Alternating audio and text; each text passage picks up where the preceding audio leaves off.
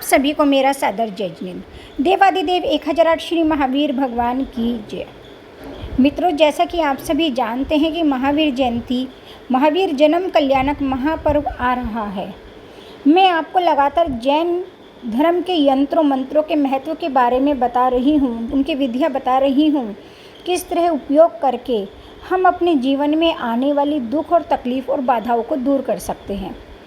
जैसा कि आप सभी जानते हैं, 21 अप्रैल 2024 भगवान महावीर जन्म कल्याणक का दिन है।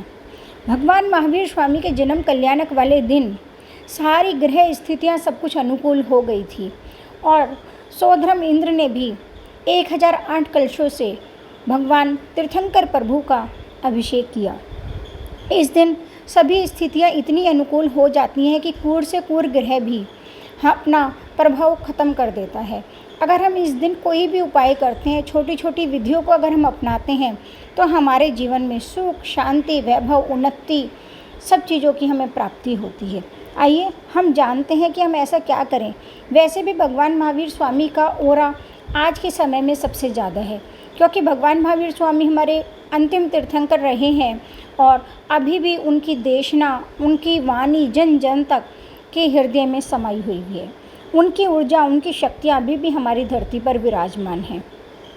अगर हमें व्यापारिक, शारीरिक, आर्थिक किसी भी तरह की कोई भी समस्या है और अगर हम भगवान महावीर जन्म कल्याणक के दिन थोड़े से विशेष उपाय करते हैं, तो उसमें हमें कहीं ना कहीं निश्चित तौर पर मेरा विश्वास है कि हमें लाभ मिलता है। हमें सर्वप्रथम क्या करना है? हमें सर्वप्रथम अपने प्रातःकाल की बेला में उठकर, नहा धोकर, तैयार होकर अपने घर के आसपास किसी जिन मंदिर में, देरासर में, स्थानक में हम कहीं पर भी जाएं, वहाँ पे साधु भगवंतों के दर्शन करें।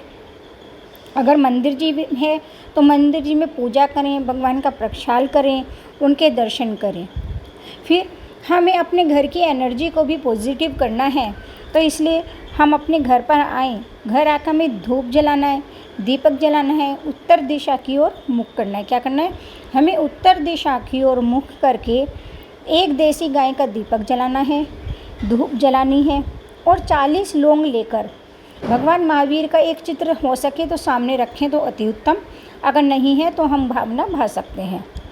भगवान महावीर स्वामी के चित्र के समक्ष हमें बैठकर महावीर चालीसा पढ़ना है। एक एक चालीसे पर हमें एक एक लौंग एक कटोरी से दूसरी कटोरी में रखते जाना है। एक हमें श्रीफल, पानी वाला नारियल भी उस चौकी पर स्थापित कर देना है।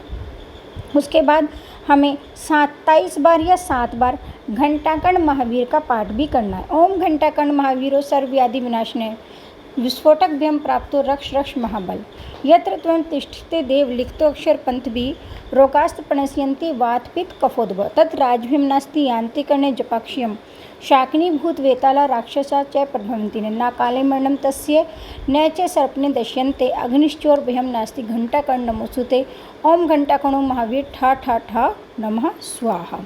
इस तरह से हमें इस मंत्र का 7 या हम 27 बार इसका जाप कर सकते हैं। इसके अलावा हम वर्धमान मंत्र जो है उसको भी पढ़ सकते हैं। भगवान से अपनी पिछली गलतियों के लिए हमें क्षमा याचना मांगनी चाहिए। उसके बाद हमें शाम के समय घर में परिवार के सभी लोग एक साथ एकत्रित हो गए। अगर मंदिर जी में जा सकते हैं तो मंदिर जी में जाके प्रभु के समक्ष हम आरती करें, दीपक जलाएं।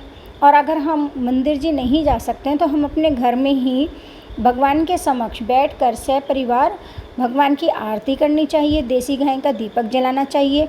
हो सके तो हम महावीराष्टक स्तोत्र का पाठ भी कर सकते हैं। हमें 3 लोक के नाथ से अपनी पिछली गलतियों के लिए क्षमा याचना करनी है। हे 3 लोक के नाथ, हे देवादिदेव, हे प्रभु, मुझसे इस जन्म में या पिछले जन्म में मेरे परिवार से, मेरे बच्चों से, हम में से किसी से भी कोई भी गलती हुई है तो उसके लिए आप हमें क्षमा करें, हमें क्षमा करें। मैं पूर्ण रूप से स्वस्थ हूँ। आपकी कृपा से मेरा व्यवसाय बहुत अच्छा चल रहा है। मेरे परिवार में सुख, समृद्धि, संपत्ति का वास है। हे प्रभु, मुझे जन्म जन्म में आपके दर्शन ऐसे ही मिलते रहें। मैं आपके दर्शनों के लिए अपने पैरों से चलकर आ रहा हूँ। मैं बिल्कुल पूर्ण रूप से स्वस्थ हूँ। ऐसा करते हुए हमें नमोकार महामंत्र 9 बार बोलना चाहिए। अगर हम ऐसा करते हैं तो हमारे जीवन में सुख, शांति, समृद्धि आती है। आपको छोटी छोटी बातों के साथ मैं फिर से मिलूंगी। तब तक के लिए सादर जय जिनेंद्र।